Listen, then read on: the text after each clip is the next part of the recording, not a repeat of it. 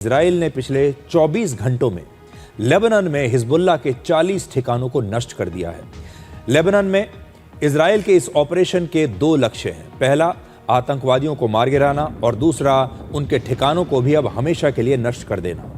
पिछले कुछ हफ्तों में इजराइल के हमलों में हिजबुल्लाह के लगभग 900 आतंकी ठिकाने नष्ट हुए हैं और 200 आतंकवादी मारे गए हैं। इसके अलावा इजराइल ने एक स्टेडियम को भी नष्ट कर दिया क्योंकि हिजबुल्लाह ने इस स्टेडियम में अपने कुछ विस्फोटक छिपा कर रखे थे।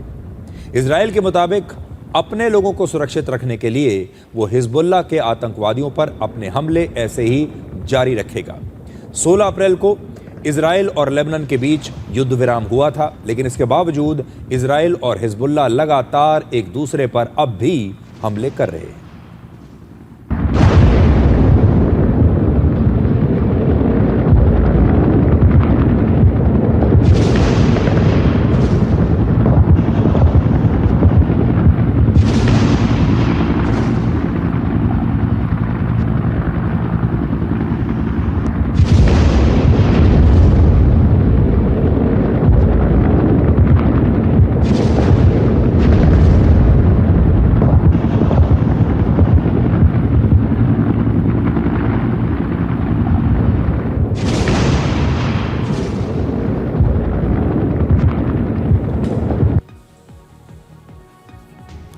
अमेरिका के राष्ट्रपति डोनाल्ड ट्रंप के सामने अब अमेरिकी सेना ने ईरान पर आखिरी और ताकतवर हमले का एक मिलिट्री प्लान पेश किया है। तो ये खबर हम आपको इसलिए बता रहे हैं कि हो सकता है कि अमेरिका अब एक बार फिर ईरान पर एक नए हमले की तैयारी कर रहा हो।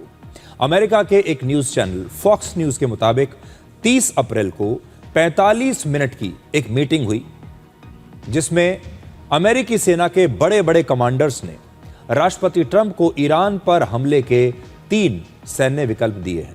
पहला, ईरान पर बहुत कम समय में बहुत तेज और बड़ा हमला। इसमें ईरान के सैन्य ठिकानों, लीडर्स और महत्वपूर्ण इंफ्रास्ट्रक्चर पर बड़े हमले किए जाएंगे। 40 दिनों के युद्ध के बाद सबसे बड़ा सबक यह है कि अब अमेरिका ईरान पर हर जगह हमले करने के बजाय बहुत प्लानिंग के साथ कुछ खास और बड़े लक्ष्यों को नष्ट करना चाहता है। दूसरा, हॉर्मूज के रास्ते पर अमेरिका अब अपना कब्जा कर सकता है। अगर जरूरत पड़ी तो अमेरिका हॉर्मूज में अपनी सेना भी उतार सकता है। इसका मकसद है पूरी दुनिया में तेल की सप्लाई को जारी रखना और हॉर्मूज पर ईरान का नियंत्रण खत्म करना। लेकिन हॉर्मूज में ऐसे किसी भी हमले से यह युद्ध और भी ज्यादा भड़क सकता है, ये इसमें एक रिस्क है। और तीसरा, अमेरिका अपनी स्पेशल फोर्सेस को भेजकर ईरान के यूरेनियम पर अब कब्जा कर सकता है ताकि ईरान को परमाणु बम बनाने से रोका जा सके। हालांकि एक्सपर्ट्स के मुताबिक ये बहुत ही खतरनाक विकल्प होगा। इससे पहले जून 2025 में भी अमेरिका ने ईरान की 3 न्यूक्लियर साइट्स पर बंकर बस्टर बॉम्ब से हमला किया था। अब राष्ट्रपति ट्रंप को यह तय करना है कि वो इन तीनों में से कौन सा विकल्प पहले चुनना चाहते हैं। उनकी प्राथमिकता पहले हॉर्मूज पर कंट्रोल करने की है या वो ईरान के परमाणु कार्यक्रम को पूरी तरह से पहले खत्म करना चाहेंगे। अमेरिकी सेना ने राष्ट्रपति ट्रंप के साथ बिल्कुल ऐसी ही मीटिंग 26 फरवरी को भी की थी जिसमें उन्हें कई विकल्प दिए गए थे और इस मीटिंग के 2 दिन के बाद ही अमेरिका ने ईरान पर हमला शुरू कर दिया था। अब उसी प्रकार की यह नई मीटिंग हुई है अमेरिका की सेना और राष्ट्रपति के बीच। नए सैन्य विकल्पों का मतलब यह है कि अमेरिका युद्ध विराम के बाद एक बार फिर से ईरान पर हमले के बारे में बहुत गंभीरता से इस समय विचार कर रहा है और ईरान के साथ बातचीत करने के साथ साथ अब अमेरिका खुद को युद्ध के अगले चरण के लिए भी तैयार कर रहा है। इस समय अमेरिका और ईरान की बातचीत परमाणु कार्यक्रम और हॉर्मूज जैसे मुद्दों पर फंसी हुई है। और एक दिन पहले ही ईरान के सुप्रीम लीडर मुज्तबा खामेनेई ने कहा था कि ईरान किसी भी हालत में अपना परमाणु कार्यक्रम छोड़ेगा नहीं, बंद नहीं करेगा। ईरान के पास लगभग 450 किलोग्राम यूरेनियम है और इसे प्रोसेस करके लगभग 10 न्यूक्लियर बॉम्ब्स बनाए जा सकते हैं और इसी को अमेरिका रोकना चाहता है। राष्ट्रपति ट्रंप ने कहा है कि अब या तो ईरान खुद ही अपना यूरेनियम अमेरिका को सौंप दे और या फिर अमेरिकी सेना इस यूरेनियम को ईरान से छीन लेगी। We want to get the nuclear dust. It's way down there. You need excavators and everything to get it. But we want to get it. We'll take it one way or the other. We'll get it. We'll either get it or we'll take it. They'll either give it to us or we'll take it. But I think it's very disrespectful to our incredible military when they say maybe they missed the target. Every single bomb hit the target. Then on top of that, we shot from submarines 30 unbelievable missiles that also hit the target on top of that. It was complete obliteration. And it was confirmed by Atomic Energy. But even the other day I saw on CNN, well, I don't know. They want the stuff, so therefore the bombs didn't hit. You know, we want the stuff. It's way buried. But we want to get it. We will get it. It won't even be hard. Iran पर America के हमले की तैयारी के बारे में इस बात से ही पता चलता है कि पिछले 24 घंटों में अमेरिका ने लगभग 6,500 टन गोला बारूद और हथियार इजराइल भेजे हैं। इसमें हजारों बॉम्ब्स और मिसाइल्स के साथ साथ सटीक निशाना लगाने वाले हथियार और एयर डिफेंस सिस्टम्स की इंटरसेप्टर मिसाइल्स भी हैं। ईरान के साथ युद्ध में अमेरिका और इजराइल ने ऐसे ही हथियारों का सबसे ज्यादा इस्तेमाल किया था। अब सिर्फ 24 घंटे में इतने हथियार पहुंचने का मतलब यह है कि अमेरिका इजराइल के साथ मिलकर पूरी ताकत से ईरान पर एक बार फिर से हमला कर सकता है। 28 फरवरी से लेकर अब तक इस युद्ध के दौरान अमेरिका ने लगभग 1,15,000 टन सैन्य उपकरण इजराइल को दिए हैं। अब आपको यह बताते हैं कि हॉर्मुज पर कब्जा करने के लिए अमेरिकी सेना इस समय क्या तैयारी कर रही है। राष्ट्रपति ट्रंप ने अमेरिकी नौसेना को हॉर्मुज में लगाई गई समुद्री माइंस यानी बारूदी सुरंगों को हटाने का आदेश दिया था। ये समुद्री माइंस पानी के नीचे छिपा हुआ एक प्रकार का बम होता है जो समुद्री जहाजों को नुकसान पहुंचाता है या फिर उन्हें पूरी तरह नष्ट करके डुबो सकता है। इसके बाद अमेरिका की नौसेना ने अब एक एआई कंपनी जिसका नाम है डोमिनो डेटा लैब, इस कंपनी के साथ मिलकर लगभग 950 करोड़ रुपए की एक डील की है। इसका मकसद बहुत कम समय में हॉर्मुज के समुद्री रास्ते में छिपी इन्हीं बारूदी सुरंगों को ढूंढकर उन्हें नष्ट करना है। समुद्र के युद्ध में ये तेजी ही एक नई ताकत बन चुकी है। अब एआई की मदद से पानी में चलने वाले रोबोटिक ड्रोन्स को बारूदी सुरंगों की तेजी से पहचान करने की ट्रेनिंग दी जाएगी। ये ड्रोन्स अपने कैमरे और दूसरे उपकरणों की मदद से इन बारूदी सुरंगों का पता लगाएंगे और फिर इन्हें बहुत जल्दी नष्ट कर देंगे।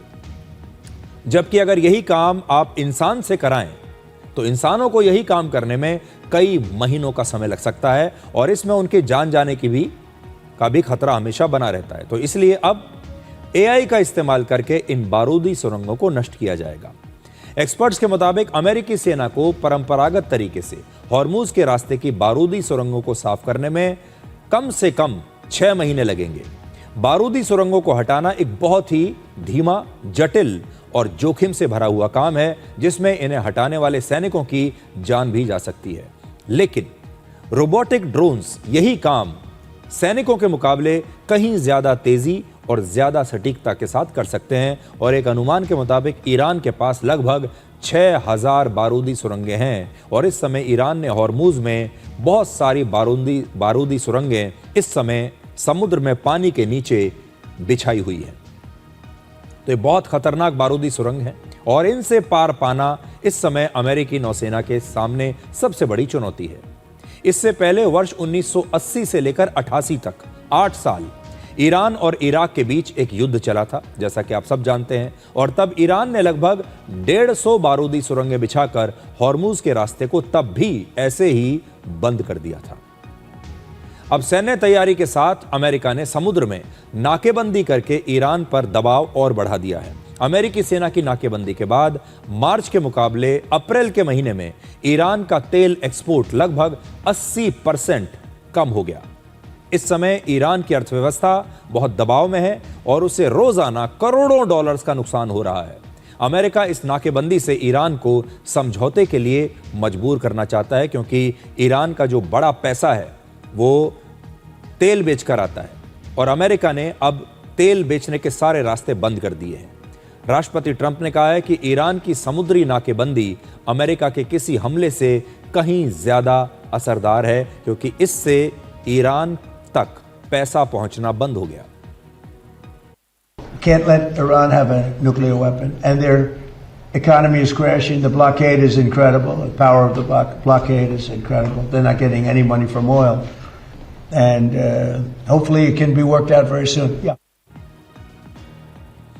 आप में से बहुत सारे लोग ये सोचते होंगे कि ईरान अमेरिका के सामने तो एक कमजोर देश है, छोटा देश है, उसकी सेना भी कमजोर है, पैसे की दृष्टि से भी ईरान अमेरिका के सामने कहीं नहीं ठहरता।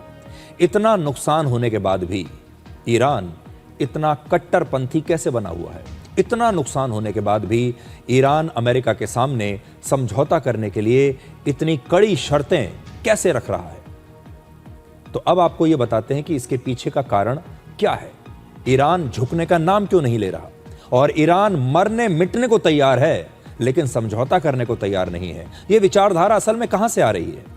तो अब आपको यह बताएंगे कि क्या ईरान की सत्ता का रिमोट कंट्रोल अब इस्लामिक रेवोल्यूशनरी गार्ड कोर यानी IRGC के पास है।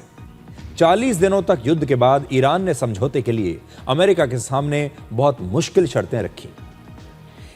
इसकी सबसे बड़ी वजह यह है कि अब ईरान की सत्ता IRGC के हाथ में चली गई है और IRGC की विचारधारा ईरान की सरकार, ईरान के किसी भी नेता या फिर ईरान के सुप्रीम लीडर से भी कहीं ज्यादा कट्टर है।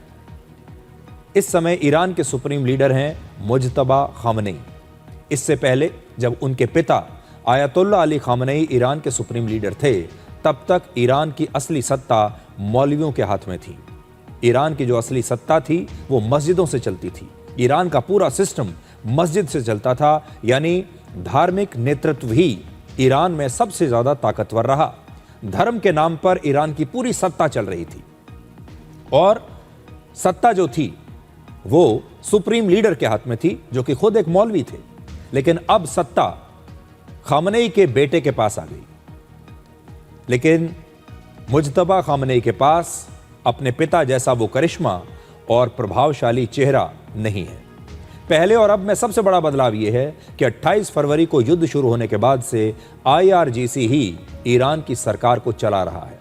यह सत्ता का वही मॉडल है जो इस समय पाकिस्तान में भी चल रहा है, जहां सारे बड़े फैसले सिविलियन सरकार नहीं बल्कि वहां की सेना लेती है और असली ताकत भी सेना के पास ही होती है। और इसीलिए राष्ट्रपति ट्रंप ने भी कहा था कि उन्हें यह समझ में नहीं आ रहा कि ईरान में असली फैसले कौन ले रहा है और अमेरिका ईरान में समझौता करने के लिए किससे बात करे, किस नेता से बात करे, क्योंकि कोई कंट्रोल में है ही नहीं।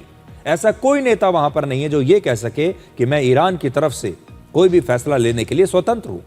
असल में ईरान में लगभग हर फैसला IRGC के आदेश या फिर उसकी सहमति से ही लिया जाता है।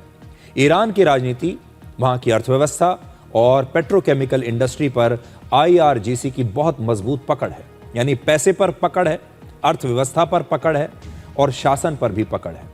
वर्ष 1979 में ईरान में इस्लामिक क्रांति के बाद IRGC को इस्लामिक सत्ता की रक्षा करने की जिम्मेदारी मिली थी और यह फोर्स ईरान की सरकार का नहीं बल्कि सीधे सुप्रीम लीडर का आदेश मानती है। लेकिन अब IRGC खुद ही ईरान की सबसे बड़ी फोर्स बन चुकी है और उसी के हाथ में सत्ता की चाबी है।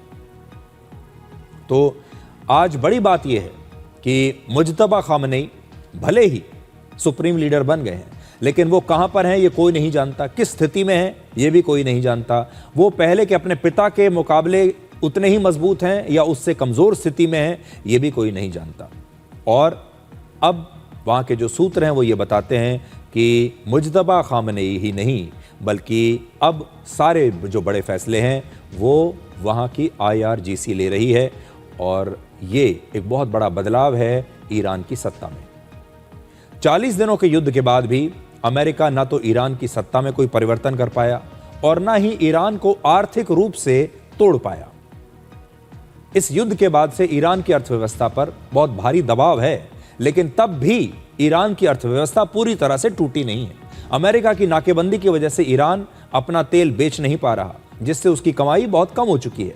लेकिन ईरान और ईरान की अर्थव्यवस्था अब भी पहले की तरह टिकी हुई है और वहां अभी भी बाजार खुले हुए हैं।